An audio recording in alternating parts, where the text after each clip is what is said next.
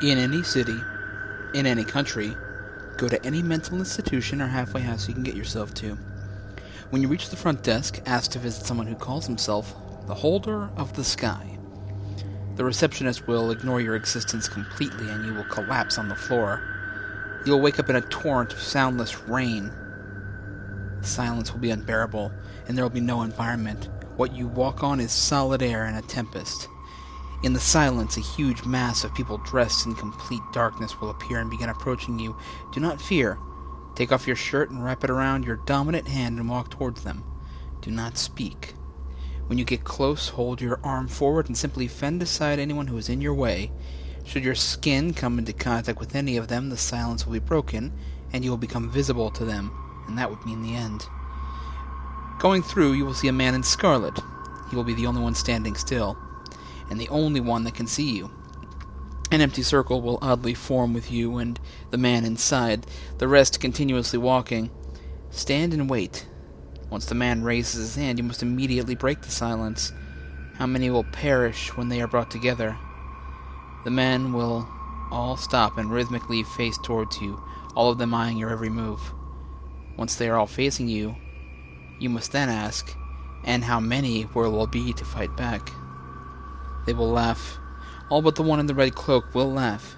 Their cackling will resonate through the space you stand on, but you mustn't give in. Resume asking, and how many will there be to fight back? Their laughter will grow and they will begin to fade.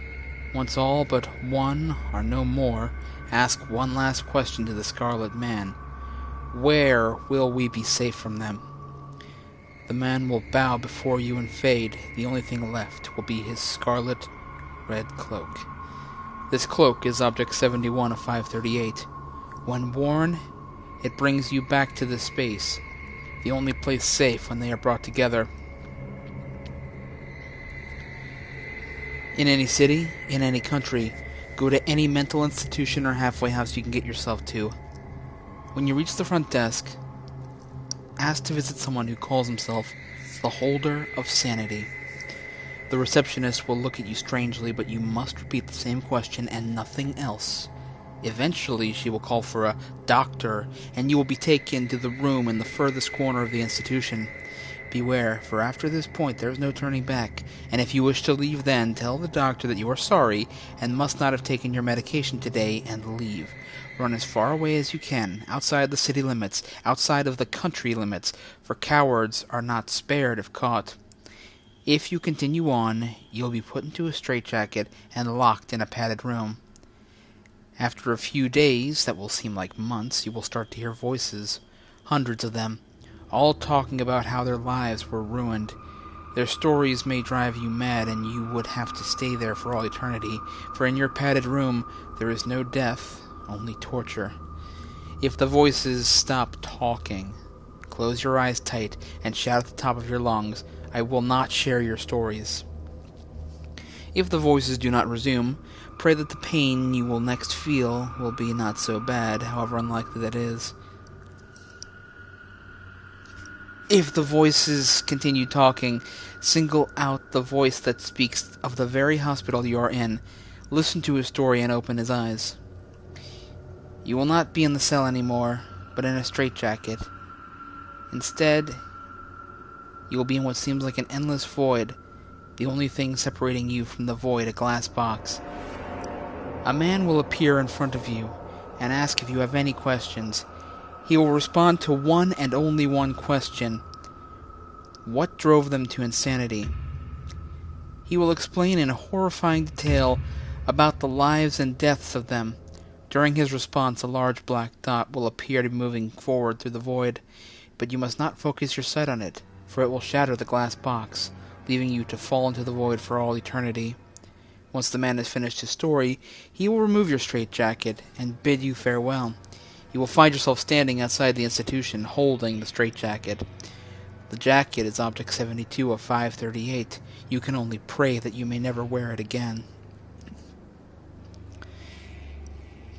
In any city, in any country, enter any library you find. Ask the librarian at the front to see the Holder of Triumph. She will raise an eyebrow as if judging you, but nonetheless will take you deeper into the library. You will see a door in the southwest wing of the building that you could swear would lead you outside. The librarian will stop at said door and knock 3 times. A voice that sounds similar to 2 sheets of sandpaper rubbing together will ask, "Confident are thee, that triumph awaits at the end?" You must answer, "Indeed, for I do not fail." Say this before the librarian answers that you are a failure. If she does this, your very soul will be crushed under the weight of your own failure, and she will feast on your flesh while you weep in your loss. If you answer in time, and confidently enough, the librarian will hiss and produce a dagger. Do not attack her, for her strength and speed are beyond the legend. She will hand the blade off to you and open the door, whispering curses as you pass. The path is well lit, with no end in sight. Mirrors line the paths reflecting every victory, good and evil, since before time began. To look into any of these mirrors is to fail in the scenario it reflects. The path stretches beyond time, and you must follow. After what seems like an eternity of walking, a large steel door will appear. A voice will beckon you closer. Keep your mind free of doubt. You must be sure of your triumph, lest you have your soul rent from you and tortured for eternity. Step up to the door and knock 7 times. If the voice brands you as a failure, the horror you will see will force you to slice your own throat open with a dagger.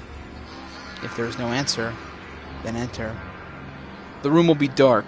The inky darkness will be almost tangible. Ask your question. What will happen when he triumphs? The room will light up, revealing a naked figure at great height, with the physique of an Adonis, every feature gleaming in perfection save for the fact that he has no face.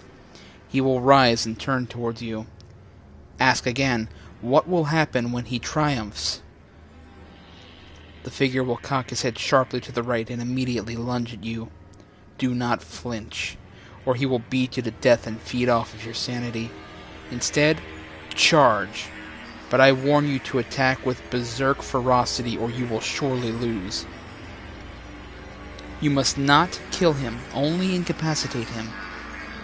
He will speak directly into your mind. Your perseverance serves.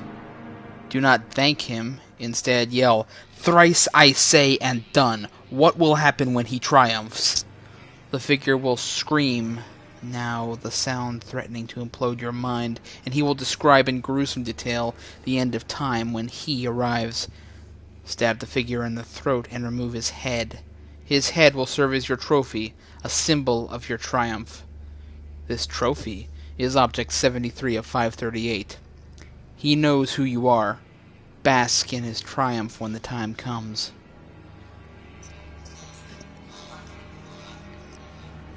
In any city, in any country, go to any mental institution or halfway house you can get yourself to. When you reach the front desk, ask to visit someone who calls himself the Holder of the Mark. The receptionist will freeze, as though he has known this moment was coming for a long time and is afraid it has finally arrived. He will stutter and tell you that there is no such man here, but be insistent. He will eventually yield, and after looking around to see if anyone else is here, he will beckon for you to follow him.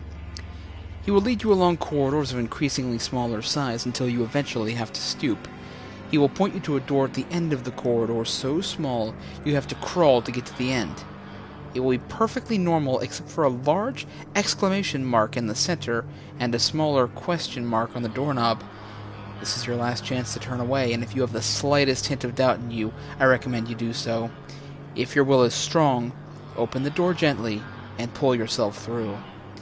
You will emerge in an ornate hall covered with wall paintings depicting famous historical dictators, murderers, butchers, rapists, and serial killers. Do not linger on them, for the souls of the people reside in those pictures, and the twisted hate of their life has been amplified in their death, waiting to reach out and rend you limb from limb, delighting in your slow and painful death. When you finally reach the end of the hall, there will be a small wooden box with an insignia on it that is old and faded. You will feel a sharp tingle go up your spine as you behold this item, and then a voice behind you will say, "Beautiful, is it not?" You must reply, "As the full moon." If he is not satisfied with your response, pray he doesn't make you one of his paintings and instead gives you a painless death. But if he is satisfied, he will say, you ask? You must say exactly, how do we destroy them? He will laugh and say that he doesn't know, but then will simply state, you're bound to think of something. You will then wake up in the nearest bathroom, your eye in excruciating pain. As the pain recedes, you will see that your pupil has now taken the shape of the mark on the box in the back of that room. That mark is Object 74 of 538. It will allow you to behold the ultimate truth. Whether or not the experience will be worth it is another matter.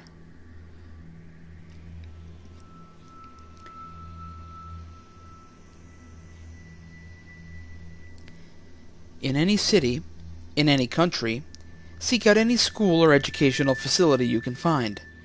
When you reach the front desk, ask to see a person who calls himself the Holder of Chance. If the secretary shows any sign of fear, give the request again, and do not relent. Eventually, your perseverance will pay off, and you will be led to a deserted classroom in a closed-down wing of the school. Scraps of police tape and faded chalk profiles will litter the floor, and the door will be sealed behind you before you can inquire anything. At this point, you must choose one of the 30 desks, sit down, and wait. Only one of these desks will allow you to keep your life. Advising you to choose wisely would do little good, as there is no way to tell if you have done so until it is too late. After a short wait, you should begin to hear things. Children laughing, droning lectures, and the occasional snore. But these are merely echoes of a time when the classroom was host to nothing more devious than homework and pop quizzes. As you wait, the sounds will slowly change. Where there was once laughter and lectures, there will now be screams of agony and howls of despair. Shades of the classroom's horrible history will begin to take shape around you. Do not fear the shades, as they are harmless. The beast they can coalesce into, however, is not. As your wait continues, the shadows will grow numerous, and the classroom's history will unfold in increasingly gruesome detail. This part has driven many men into fits of tears, and more still into madness. Should you reach the end of this macabre production with your sanity intact, you will find out if you have chosen wisely. If you have chosen incorrectly, the shades will take form. They are hideous mockeries of what they were in life, half-formed doppelgangers of those long dead. There's no escape from this room now. They will tear you apart ever so slowly, taking twisted delight in inflicting the pain they have suffered on someone else. It'll take you days, perhaps even weeks, to die. The only consolation you will have is that you will likely lose your sanity after the first few hours. If you were lucky and chose the one correct desk, the shades will gather around you, coalescing into a pitch-black mass. When it disappears, you will find yourself in the most lavish casino imaginable. It is populated by those who have played the games so long that their flesh has long since rotted away, for death is forbidden from entering this casino, and yet still play, hoping to gain their freedom. The casino has but 2 exits. One leads to a wasteland where fell beasts roam, and nothing but certain death awaits. The cost to pass through is 4 silver coins. The other door will take you to what you seek. It is the only chance for you to leave with your life. The cost to pass through is 5 gold coins. You will be holding a single silver coin in your hand. Don't fret. As long as you're in this casino, you can never have any less than this 1 coin. A nearby sign will tell you that 3 silvers equals 1 gold. You must play if you do not wish to be trapped here for good. But remember the old casino's boss's idiom: you can't beat the house. Nearly every game is rigged in favor of the house, and the precious few which aren't change at random, serving only to trick and confuse you. The odds are most definitely not in your favor. If you do begin to win, take care to keep your fortune as secret as possible, as the damned around you have not been so lucky. Bear in mind that you cannot die in this place, and that boastfulness may inspire them to turn on you in a fit of jealousy, hatred, ripping great chunks of flesh out of your body until their jealousy is quenched and their bloodlust sated.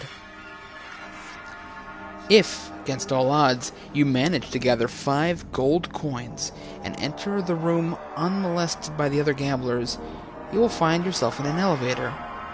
It'll take you up to an office, even more opulent than the casino below. Behind a desk at the far end of the room will sit a skeletal figure dressed in the finest suit you will ever see. Approach the desk and stand before it, asking only one question. Will you roll? It will nod and produce a pair of dice from its jacket. Call the roll, evens or odds. If you lose, the skeleton will grin, and you will take its place, waiting thousands of years for the next seeker to be so lucky as to reach your new abode. If you should win, however, it'll let loose a wail that will unbind the magics that hold the place together. Death will finally enter the casino below, granting the wretched gamblers the rest that has so long been denied them. As the casino disintegrates around you, stand perfectly still. Hopefully you will not be taken with it. But if you are, there is no being in this world who can say what will happen to you. If you were not taken, you will reappear in the classroom. It'll be exactly the same as you left it, save a mound of dust and rotting cloth at your feet. Within it, you will find a pair of dice. As soon as you touch them, the door will unlock. That pair of dice is Object 75 of 538. With every roll, they take another life. Will yours be the next they claim?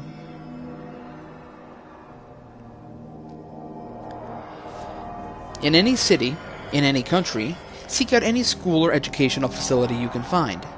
When you reach the front desk, ask to see a man who calls himself the Holder of Fate. Halfway through your question, the secretary's face will light up with recognition, and she will produce an ornately decorated box. Opening it will yield you nothing but a bemused smile from the secretary, as it'll be empty. After a moment, she will draw your attention back to her and lead you into the principal's office. After a few muttered words between the two, the principal will welcome you with a handshake and proceed to open a trapdoor concealed under his desk. He will hand you a dagger and offer a few grim words of luck before lowering you into the hole and closing the door. For a moment, you'll be in total darkness, but images will soon emerge in front of you. You will recognize them as moments from your own life, and as you watch, you may come to realize that they are all connected. Every moment of your life has culminated in this very moment, and it is only with this realization that proceeding forward will become possible. But worry not, for this is a timeless place. When you have accepted your fate, a door will appear in front of you, though it is a single room with a closed door at the far end, blocked off from you by a gate. Once you are clear of the door you may enter from, it will slam shut, and a person will materialize in front of you. Confused, they may prompt you for an explanation, but regardless of your answer, a fight will inevitably begin. If at any time during the fight should your opponent's stomach be revealed, you will see that your own name is inscribed there. What this means, however, cannot be told. This battle will be one of the few moments of your life that is not scripted, and you will be well aware of the fact, as even moving your body you will feel far more difficult than usual. Fortunately, the same holds true for your foe. Should you win the battle, the door at the far end of the room will open, and the gate will disappear. Fate will have lost its hold on you by this point, and what will happen to you beyond that door is beyond the knowledge of any being. But you can be certain that the chances of surviving without the fate on your side are questionable at best. What is known, however, is that if you are an extremely lucky soul, you will eventually come to an ancient rotting door. The doorknob will be lying on the ground before it, having long since rusted over and fallen from its place. One solid push is all it will take to open the door, and a cloud of dust will rise from the ground where it falls. After the dust clears and you enter the room, you will be in an earthen cave. A small window, if it can be called that, will provide enough light for you to see three figures in the center of this room. The figures on the left and right, you will see as you draw closer, have been dead for many years. A stone is lodged in the skull of one, and the head of the second hangs at an awkward angle, its neck clearly broken. The figure in the center, however, still lives, despite its appearance, which clearly indicates that this being should have died centuries ago. The old crone, for that is what the center figure is, has only one eye. No ordinary eye, mind you, as it seems to shine with an otherworldly brilliance. Ask her this, and only this, lest she end your life in a manner so horrible that your worst fears would seem a blessing in comparison. What do you see? She will answer at her own pace, and impatience on your part will bring the full force of her considerable wrath upon you. When she finally speaks, it'll be in a tortured voice. She will tell you that she sees everything, but that she had lost sight as soon as your earlier battle started. Deciding that you are too great of a threat, she will attack you with speed and strength seemingly impossible for her decrepit body to possess. You must act quickly, as one hit from her will destroy you utterly. Take the box you received earlier and open it. Be warned, though, the contents that were once empty are not fit for human eyes, and if yours happen to be open when they emerge, your existence will end in a most terrifying manner. Once the box is open, you will hear unearthly sounds. When they cease, close the box and open your eyes, but not a moment before. Looking around, nothing will have changed but for the crone. Time has caught up with her, as she will now be dead as the other two figures in this room. Her eye is nowhere to be seen. You now have two choices.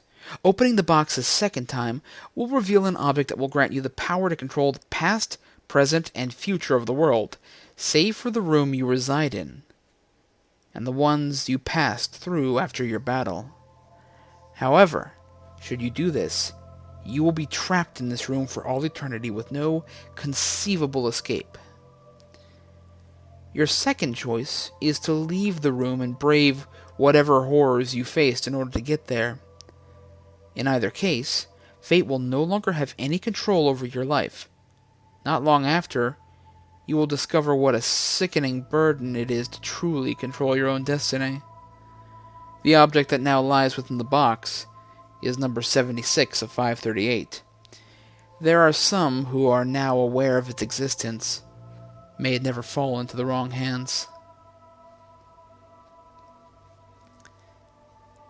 In any city, in any country, go to any mental institution or halfway house you can get yourself to. When you get to the front desk, ask to visit the Holder of Divinity. Repeat this 2 more times before the worker responds. He should stiffen, looking straight upward for a few seconds, before looking back down at you with the eyes of an indescribable color. You must then follow the worker, keeping your eyes on the ground, tracing his footsteps as exactly as you can. If you do not follow precisely, you will never find your way again. When the worker stops, turn around and look up from the ground. Resist any urge to look behind you from this point on. You will find yourself facing a door with a hideously shaped red dagger stabbed into the center. Grip its handle, and an incredible pain should slowly creep up the surface of your arm, and then across your whole body, sinking deeper and deeper into your body. If at any time you release your hold on the dagger, the pain will never go away, even after you die. Once the pain reaches your heart, you should feel a sudden surge of demonic strength. Rip the dagger from the door and it will swing open, the pain vanishing as the dagger separates from the door. You must run through the doorway and through a long arched hallway, which will open into a strangely lit circular room. Go straight for the man in the center. He will be kneeling, facing away from you, deep in prayer, completely in shadow, but surrounded by a golden glow. If he finishes his prayer before you reach him, your eternal soul won't be worth a plugged nickel. Once you reach him, press the dagger to his throat and ask the question, "What do they teach?" He will begin to sing and answer. Do not try to comprehend his words. In your state, they would destroy you. Listen only for the word sacrifice. As soon as you hear this word, stab the dagger into his throat. His blood will seep onto the dagger, transforming it, and the light will fill the room. You will find yourself standing on the roof of the building you started at, holding a pure white feather. That feather is Object 77 of 538. Protect it at all costs, for its fate is now your own.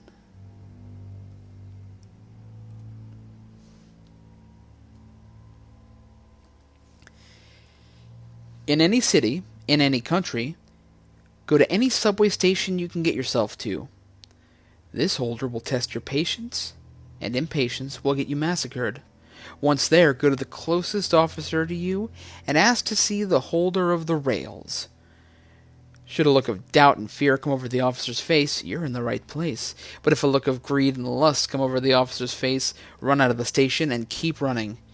You will hear an inhuman sound behind you, like the sound of a rabid dog chasing you, but do not look back, for if you do, the now distorted and gruesome face of the pit fiend the officer has become will send paralyzing fear through your body, and you will be caught, raped, and fed upon for the rest of eternity, feeling everything as freshly as the moment it started. Keep running until that sound disappears, or until the very act of inhaling feels like it'll shred your lungs like so much cheap tissue paper. You will mercifully pass out. When you awaken, the officer will be gone, and a new one will be in that officer's place at the station. If you were in the right place, however, the officer will take you to an elevator. Before the doors open, close your eyes. When you hear a bell, wait 5 seconds and then take 3 steps in. Make a 180-degree spin and keep your eyes closed. The officer will get on with you and press the button. You will never know what floor you will end up on, so don't fret. The same thing will happen over and over. You will be riding on the elevator for hours, going straight down. You will hear a bell and the doors will open. The officer will say, "Is this where you want to go?" Do not answer. Do not open your eyes. After a while, the officer will sigh and the doors will close. You will go down another floor, and a buzz will ring out instead of a bell. The officer will say, "End of the line." Take 7 steps out and wait 30 seconds before opening your eyes. You'll be in a long, dark hallway with an old, white, filth-caked walls. Blood will be oozing upward in the walls. Pay it no heed and walk forward. Walk swiftly, but don't speed, walk, or run. The demons hiding in the shadows love fast prey, and your scent will slowly drive them wild with hunger.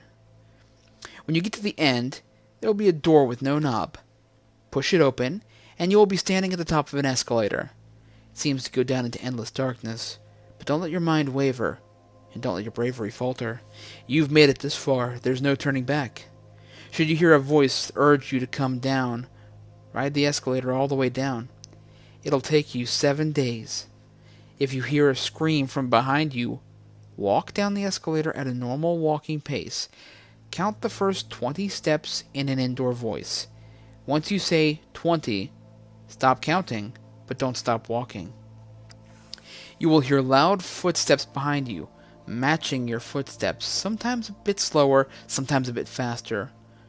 Do not slow down, do not speed up, do not look behind you, and do not speak. The footsteps will sound like hard sandals hitting metal, and you'll become very annoyed. Still, keep your pace, and do not falter. After about 20 minutes of walking, you will reach the platform. The footsteps will end, and you will feel a presence right behind you. Turn around and face your follower. If it is a female apparition with a scarf on her head, you're safe for now. If it is a male apparition that stands at least 2 feet taller than you, throw yourself onto the tracks, and the train will come instantly and end your life on the spot, which is a fate far more welcoming than what he would intend. The female will smile at you and then lean up to kiss you. Let her. She will thank you for accompanying her down the long escalator ride. At that time, ask her, "Where do I go?" She will gasp and move away and beg you not to continue. She will confess her love for you and wrap her arms around you. Ask her again with sternness in your voice, "Where do I go?" If she pulls back and pushes you onto the track, pray that the train comes and takes your life before the woman calls forth her small demons.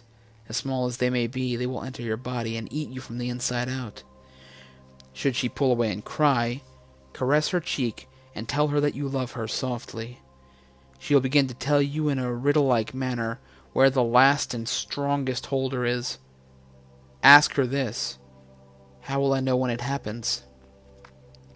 When she opens her mouth to answer, the train will come, blowing its horn and awakening all of the demons from your worst nightmares. They will begin stampeding down the escalator, rage flaring in their monstrous eyes. Run as fast as you can to the front car of the train. Those doors will be the only doors that will open, and they'll open for anyone. The apparition is the driver's seat, looking at you with sadness in her eyes. Don't stare into her eyes, for they will enchant you and cause you to forget your mission. The demons will rip you apart slowly, and each day you will heal just for it to happen. Reach over the apparition and press the only button. It'll make the train move and seal all the doors. Now it is safe to look at the apparition. Ask her the question again. How will I know when it will happen? She will begin to blink in and out of existence and finally fade away smiling. Her spirit is now free. Now, however, the station around you will begin to crumble, and the train is speeding out of control. The lights will turn red and a gruesome demonic voice will answer you. When the sun shines at night and the moon lights up the day, when the devil runs to heaven and God hides away, when the plagues return at once and all of the firstborn sons die, when thunder flashes and lightning rains and the earth becomes the sky, when fire cools and water burns, when clouds surround and the mountains churn, when screams are silence and silence becomes sounds, when angels fall from the melting ground, the legion will arise. The voice will speak slowly, and you must run to the very last car in the control room and pull what looks like a jewel-studded lever down. Once you pull it down, pull it out of the panel and you will see it's a dagger. Where the button was in the first control room, there will be a heart. Stab the heart and close your eyes. Scream out as loud as you can, "I fight for the souls that were lost in this trial. The motion is for them." Drag the dagger down in the heart, and a loud screech will be heard. Your eyes will open and you will be arriving at the station closest to your home. You'll be sitting in a random seat with a dagger in your lap. Since it's illegal to carry weapons on a train, you may want to conceal it as you leave. There will be a red taxi with wings on the doors and a horn on the hood. Go to it. Put your hands on the handle of the door and close your eyes. Get in. Don't speak. Don't open your eyes. Count to 10 in your head and open your eyes. You will be on your couch at home. If you look on your nightstand, you will see a picture of yourself and the apparition while she was alive. You two will be in a playful embrace, and suddenly, sadness will wash over you. You will suddenly think you have just lost the love of your life, a love you never had. Look at the dagger. That dagger is object 78 of 538. It will pierce only one heart, that of its owner. It is now yours, and it's up to you to decide if you will use it.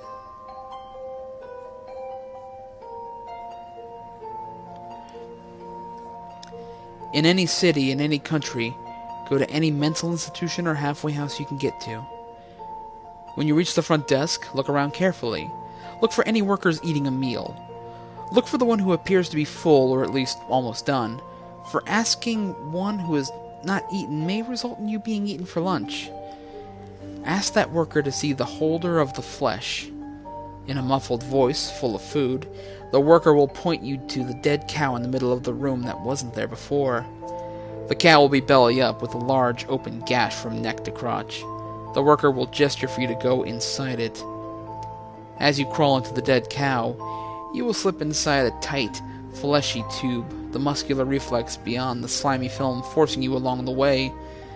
Try to stay in one position, as too much movement may cause you to be ejected from the tube rather violently into a large, toothy maw which will chew on your body until you're nothing but pulp.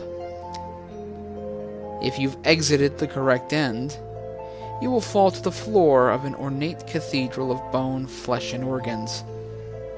Eyes of many sizes peer at you from many spots. In the back, the floor arches up a bit and down, the wide rib cage holding back massive lungs and a large heart.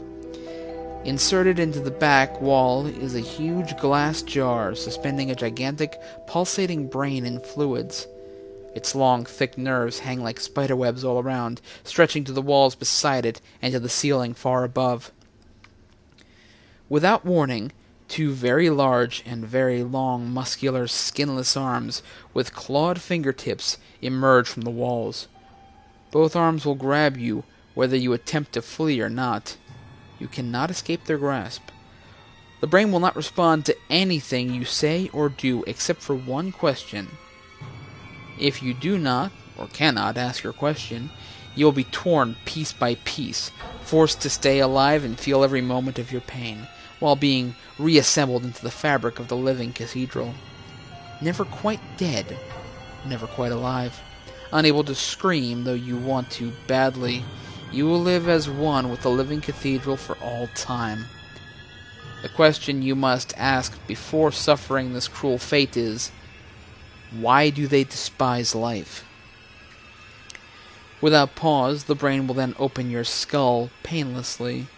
With but a tiny pinch of itself, it will insert a pinch of itself into yours.